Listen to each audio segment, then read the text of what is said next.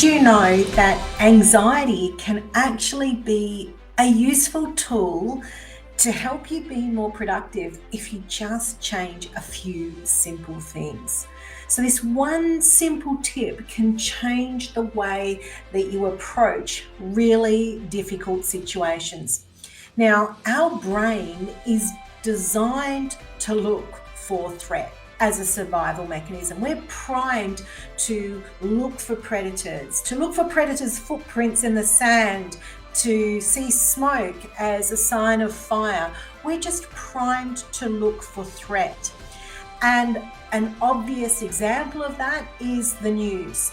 The news is always filled with warnings, dangers, things that press that little trigger in us to look for the problems or threats to our well-being.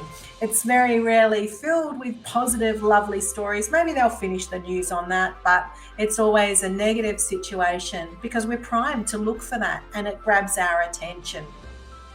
So when anxiety takes over, everything can feel like a threat. The more the anxiety is felt in your system, the more that everything around you can feel as a threat to you. And when we experience anxiety, it is often the biggest obstacle for us to take actions or to achieve results. So if we can harness it and take control of it, it can actually make us more productive. It can be really, really exciting. And there's the key word, exciting. When we begin to view situations as being a threat, we start to avoid them, and we avoid those dangerous situations, the ones that are going to be a threat to our well-being.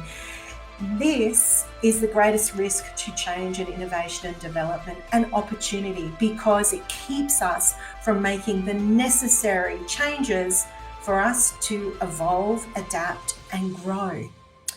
In psychology, they've established that a person's interpretation of a situation determines the person's emotional response to it.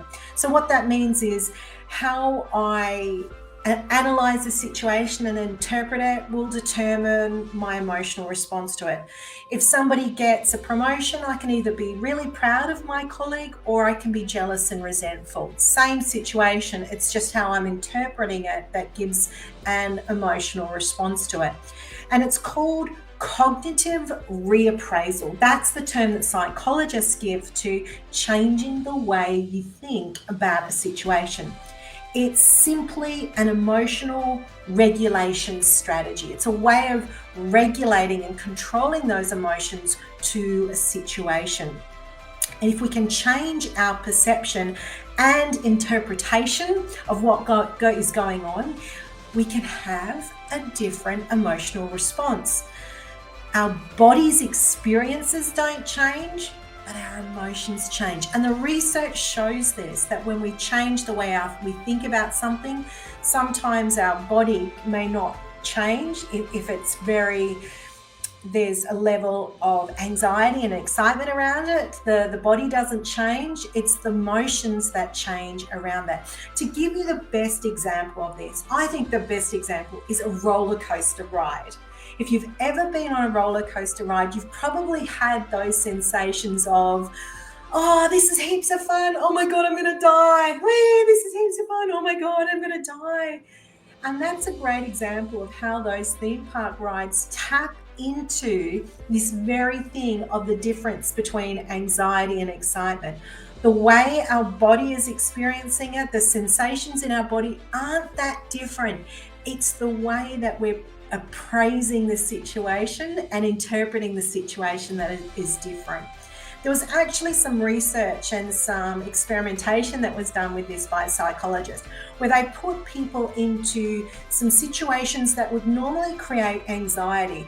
I can totally relate to this one because one of the situations was karaoke. I have this innate fear of singing in public, but it was also things like public speaking and other situations. And what they found is that The physical response didn't change when they put them into those situations, but they gave them tools and things to read and things to say that changed their emotional response. And what they found with this research is that simply changing the way they process it and process that situation changed the outcomes. Their performance improved, and it enabled them to adopt an opportunity mindset rather than a threat mindset, simply by changing the interpretation. So the simple tool that you can use, one of the things that they used in this research was got people to say out loud over and over, I'm excited. So when they felt that sensation of anxiety, they actually got them to say out loud, I'm excited. Because here's why it works. The brain, when you're saying to yourself, I'm anxious, there's a threat, your brain will seek out evidence for this to validate that feeling. And we become very internalized, and there's a threat. We see everything as a threat and want to protect ourselves. But when you say, I'm excited, I'm excited, I'm excited, the brain can't help but seek out evidence for why this is true. Why are you excited? It then starts to see opportunities or escape avenues in this situation. It seeks out evidence. Well, why is this true? Why are you excited? And it shifts your mind from negative anticipation into positive anticipation. So rather than predicting the blows, you actually and predicting the negative things that are going to happen, anticipating the negative, you actually anticipate the positive and anticipate opportunity simply by changing that language. It's an incredibly powerful tool.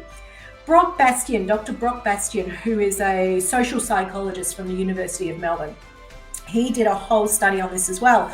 And he found that what is fundamental for us to experience happiness, or the full capacity of happiness that's available in situations, is also to feel a little bit of that pain. And he demonstrates in his theories and research about how pain is fundamental to the experience of happiness. And it's when we test ourselves and push ourselves and experience those thresholds, we can experience the happiness so much more. So your tool, the thing that's going to make the world of difference for those situations where you're feeling anxious, is simply to say out loud over and over, I'm excited, I'm excited, I'm excited. Give it a go and see what happens.